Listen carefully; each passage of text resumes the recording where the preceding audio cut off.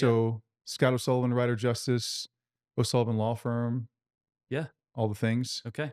Want me to look at the camera and tell and me all those whatever. things? Wearer of nice coats and Yeah. shirts and That's right. yeah, Phil Spence, yeah, Moto Beamer. super casual Yeah, guy. that's right. The podcaster extraordinaire. That's it. Yeah. That's it. So just for context, we're here in Scott's amazing, glorious boardroom. Yes. This is where all the things happen, Yeah. including podcasting. Yes. And All the big decisions are made. what are some big decisions that have been made in this room? We just settled a case yesterday for $3 million. So that's a big decision. 3 million. Is it true? Is it true Hmm. that, or is it negotiated that all sort of? I don't know if it's set by law. Like Mm. I say, your cut, but like, Oh, what are okay. law firms? Are you like, we're really going to get this, so we're going to charge you 50%, or like, is it set? Like So how much you can get? that's a good question. It's negotiated Mhm. with the client ahead of time. The standard is 33%. A lot of people do 33.3%. It's always drives me crazy. I just like 33% flat. We do go up if it has to go to litigation, up to a higher percentage, but most times we're 33%, and that's not set by law. That's can be negotiable with our clients. And because there's some times where it's friends and family, we give them a cheaper rate. And in some cases in litigation, we go in, it's 40%, because it's complicated and there's a lot of risk. Is there other ways to then bill? I won't say bill the client, but like if you got to fly to somewhere and you got to like, is that in addition to the 33%? Yeah, I mean, that's a good question. I've had some cases across the country where I fly in and do that kind of stuff. Generally, that's a cost of the case. I try to keep it as low as I possibly can. The area where costs become an issue, and it drives me insane, is some of the bigger firms have these investigators that they hire. And like when you buy a car, and back in the day, you and I know this, when you would buy a car, it was like, oh, and you're now going through the finance department. They're like, well, we're going to pay this for the undercarriage, and then there's this fee for this other bullshit thing, right? Scotch Guard, The Scotch Guard, right? 500 Exactly. bucks. And, on the East Coast where I grew up, it was, the undercarriage for rust proofing, Mm, right? And another just 500. yeah, it was like Yeah, usually $1,500. yeah. And, that's something that we just don't do, right? If there's any cost associated with the case, we're very clear up front. And we do the research for us. Like there's services that we use. Like, for example, there's a TLO and some others that we do background checks and other stuff on people. That takes us literally a couple minutes. These other firms have an investigator do this stuff and charge $3,000. And that becomes a cost in the case that just is there, where it literally costs $25 to do the search. So I'm not Mm. going to charge that kind of back end stuff where these firms are trying to make it up on the back end because they're not getting much fees. So then they're screwing people out with these costs. And sorry, that's a No, didn't expect our conversation to go there that's right why off the we're bat. here. That's why we're here. Yeah, It's what I yeah, do. yeah. I just lead you down this path. Yeah, The that's next right. question I have is if this is a case and I say, hey, I think I got something for you, Scott, and I hand Yeah. it to you, and maybe it's a folder, a portfolio, whatever. Mm. What's your almost like a resume, 30 seconds, like, oh, it's a good person, it's a bad person. Like, what's your like, I'm looking at this, What's my criteria? but your 30-second criteria, like this is good or this is like, I don't know. A lot of it has to do with I look at every case is would I take this to trial? That's my immediate thoughts on any case that we come through the door. And I try to rely as much as I can on my spidey senses as much as possible. Uh, I have a little bit of a problem and always had with a bleeding heart. And there's some cases I'm like, I just want to do this one because this is bullshit what happened to our client. And I always have to keep that in check, keep the ego in check, because in the end, it does come down to economics, and we want to make sure we're doing the best we can for our client. We also, my net for cases is much smaller. We turn down more cases than we take. We help a lot of people, whether it's a big case or a small case, but we are discriminating because I have a reputation to keep, and my reputation is I don't take bullshit cases. And so we try our best to filter that stuff out. And so that's literally happening within the first few seconds of a phone call. What would be an example of a case that you're like, this could be winnable, but I'm not taking it? Um, the winnable but not taking it. I'm always a little bit worried about people that are clearly drug seeking. Mm, They're just going to the ER to get drugs. That's not as big an issue as it used to be 5, 10 years ago. It was very obvious when that was happening. We have to be very careful of that. Um, Another one would be, most of our cases are referrals, and we'll get internet cases that come in, and we'll get phone calls, and sometimes we can tell the wind is blowing, in the direction of the O'Sullivan law firm, right? Right, And the right. internet, so we get these calls, and the people literally call about stuff like, I just hit a tree. And I'm like, well, did somebody make you hit that tree? And did you get hit by somebody else? No, no, I hit the tree myself. I'm like, I spend the time and I talk to him, and I'm very, as kind as I can be, but that's an immediate bullshit case. An example of a winnable one would be, maybe they just got rear-ended on I-25. This is the wind is blowing, and they're calling us literally before they call the police. Take care of business first. Right. I walk him through what he should do at the scene. For some reason it's always a he. Walk you through what you should do at the scene, how to handle it, and then hey, if you need me, and if you end up having medical bills or records, just let him know. Winnable is when you rear end somebody, that's automatically presumed to be at fault, right? So if you're the person getting rear-ended, that's a winnable case. It doesn't mean it's a case I want to take though, Mhm. because we don't even know if the person's hurt. They're just looking. When I get a call like that, I'm like, they're only concerned about one thing only, and that's trying to get quick buck. Right. And we're that is just not who we are. What are some of the biggest misperceptions about I just got whatever the thing Yeah, is, yeah. and then like immediately like I fall out of the car and my back, right, or so Right, right. whatever it is. Yeah, yeah. Some of the biggest misperceptions people have about uh, the time period after they get in an accident. Mhm. One of the maybe I'll phrase it a little bit differently, You where should because you're the professional. I'm just like yeah, misconceptions, yeah. misperfe. Yeah, where the biggest problem comes for cases Yeah. is when you have a legitimate, let's say you get hit by a drunk driver, you've got legitimate injuries, but you just are the kind of person that's just not one that likes to go to doctors. And we see this a lot with our female clients. They're just like, they already are tough enough, and their pain threshold is generally higher than most Yeah. guys. Yeah. And they just want to tough it out.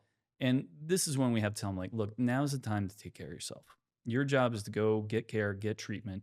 Because if we end up having big gaps, let's say it happens in August, but then you really decide, like, you know what, my shoulder really has been bothering me, and it's now October, it's harder for us to explain away that gap. That's where problems can come in a case, is the lack of treatment, because we need that objective evidence. We need the objective records of doctors, x-rays, MRIs, CT scans, things like that to use against the other side. And that's where, I mean, I just had to have a talk with a client the other day, a motorcycle rider. She came in, she got hit by another rider on I-25. She goes down. She's she's former military. It's like, my ankle's going to be fine. I'm like, look, here's the deal. Ankle injuries. Just would you please follow up? It's not about the case. It's about you getting better, because 6 months from now, if you tell me you got a bad ankle, but you haven't treated, it's really hard for us to relate that back to the case. Okay. And that's where a lot of mistakes happen in cases, is not telling your provider about it, not getting that care and treatment then and there, along the lines. And, it could be PT, it can be different kind of therapy, things like that. So when you are talking to your clients is court always in the back of your mind? In other words, you talked about the gap. You didn't go get seen for 3 months, whatever. Like everything has to lead to I'm standing in front of a judge and I have to be able to prove or not prove something. So we should make sure to do all these things because court could be the end state. Am I sort of Yeah, right you're there? you're 100% accurate. So Okay. I was going to joke and be like, yes. Yeah. Yeah. Yeah. Yeah. But Absolutely. yeah, Yeah. yeah, yeah. Look at But that camera. yeah, that's right. Yeah, Yeah. yes. No, I didn't mean to say no. Really, what it comes down to is, we look at everything as what are the rules of evidence rule everything in the courtroom. What can we present? What can we do? How do we tell the story of your injuries, your harms and losses? And you do that through medical records, bills, um, injury reports, anything, experts that we bring in to talk about how this has affected your life, depending on the severity of the case. I mean, almost all of our motorcycle cases need multiple experts, if we get to that stage in litigation where we're trying to prove just how badly our clients' lives have been affected. And so that's how we look at everything. We have 4 or 5 right now, really catastrophic motorcycle cases that, over the period of the next few months, we'll be spending a few $100,000 probably per case with experts because it's that serious. Oh, wow. And we bring in these experts that we know have testified at trial, have, been part of major victories, so that we can really build that up in a way that gives our client the best chance. Now, 99% of the time, those cases are going to settle, but they're going to settle well because we did all the things ahead of time. And we're kind of like in our state, just in general, there's no hiding the ball. There's no, who knows what, we're going to play this game, cat and mouse game with them. They don't know really what we're going to do. I pretty much announce in every single case, here's how I'm going to kick your ass. And Mm. here's all the information we're going to give you, and just be ready, right? Because we have to disclose everything to everybody in these cases. So a lot of times what we're seeing is when we go against these different defense firms here in town, and as a former defense lawyer, I guess this is where I kind of come from, is they just want the information so they can settle the case. Right. They just do. Or they're going to position in a way that allows them to have the excuse to their adjuster to settle the case. And so if you're not an organized law firm and an organized litigator, like unfortunately, apparently a lot of my peers are not, because sometimes these defense attorneys are like, thank you for just getting this for me. And I'm like, this is what you're owed, Right, right? right, right. This is how we do cases. Mhm. And so I think there's a surprising lack of preparation and lack of really preparing most cases out there that ever since I was a baby lawyer, doing insurance defense stuff years ago, this is just how you do it. You don't wait until the last second to file a lawsuit. You don't wait until the last second to find an expert. We haven't even sued in these cases, in these 2 or 3 that I'm thinking right now, and we've already lined up all the experts. So that if it turns out one of them gives me a call and says, hey, we're not, I'm a little iffy on this thing. Well, then I either find somebody else, or I can tell my client, like, this is not part of the case that's going to work. Mm. And that allows us to have the confidence to know what's going on. And then it also gives us confidence.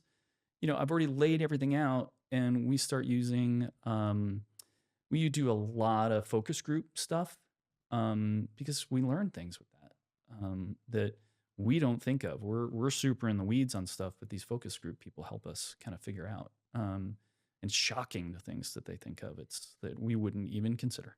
So when you have a case that you know you can settle, or I guess you would try to settle all of them, but overwhelming, what are some of the behind the scenes? So what I'm saying here is like you Mm. call the other defense lawyer up, and Mm-hmm.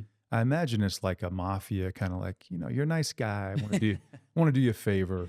Yeah, yeah. Right. Right. Like, or is it just like, hey man, I'm going to kick your ass and that's what it is? Or, Usually, the way it actually works is a lot of it's through writing at first. And what we're trying to do is position the case early on. Like, we think this is an excess policy limits case. Here's your chance to settle it for that limit. If you don't, we're suing you. That's basically the gist of it. And then after that, in the old days, there used to be a lot more negotiating back and forth between the attorneys. The insurance companies have all taken that power away from their local counsel and from their defense counsel. So it's pretty rare to do the old school way, which I prefer. So mostly it's, we gave you these chances. Now we've sued you, and now we're going deeper into your pockets. And so we're trying to set them up for that kind of situation. And it's no secret, this isn't, but a lot of, apparently my peers don't understand how to do that. A good example is a case that we just resolved for quite a bit of money, and we happen to have co-counsel on it. And from day one, co-counsel, who's a gem of a guy, kept calling the defense insurance company and the defendant's attorney, saying, we want to settle this case. We want to settle this case. day one. Just stop it. Stop it. You had your chance, and meaning to the other side, now just go forward and prosecute the case. Take the depositions, do what needs to be done. Stop asking to settle the case. That's desperate. Right. Drives Right. me fucking insane. So just prepare the case Right. and stop talking about trying to settle it. It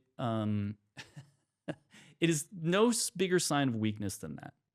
Right. And I see it over and over again with my peers and in cases where we have to co-counsel. And it is deeply unsettling to me every time. So you mentioned experts. Mm-hmm. What qualifies? So I'm assuming you've seen My Cousin Vinny. Yeah. So the positive traction on yeah. Yeah, that's right. Yeah. So like if I worked in my dad's garage for 15 years Hmm. disassembling or reassembling motors, right? So Yeah. or is there like some sort of board certified, and you could be an expert in motorcycle helmets or Yes. table, whatever. Right. Yeah. Anything. What makes somebody an expert? Oh, I should interject this. Pawn Stars. Which The I guy don't watch, but I'm aware of. Right, the guy brings the thing in, he's always got an expert, Yeah. and the Yeah. Yeah. guy's an Yeah. expert on Civil War firearms, like I said, Yes. art or Yeah. helmet. Yeah. So Yeah. in the courtroom, what qualifies somebody as an expert? Because there could be so many things you would want to be an expert on. So there's different kinds of experts. Like Okay. a lot of times, the jury will view the police officer as an expert, but most times that police officer who shows up at the scene, we list him as a lay witness, but he's allowed to make an opinion based on his job of what he saw and why he gave. And well, who'd you find at fault? Well, I found this guy to be at fault. We can't get deep into the weeds and say why, Right. what he charged him with. Things like that aren't allowed, aren't admissible. But that's an example of an expert who was just listed really as more like a lay witness. And lay means just normal, everyday kind of person. Somebody who we may need to bring in would be sometimes vintage cars. Our clients get involved in a wreck with either a vintage or some high value vehicle or motorcycle. And we have to bring in some, like you said, porn stars kind of person. That person can, testify, yeah, I've been in the auction business for 45 years and I've seen X, Y, and Z go through. And in my opinion, blah, it's worth, 75,000. Other experts that we bring in are, most are doctors. Then we have economists that we bring in that, are forensic economists who have many, many years of accounting and expertise behind them.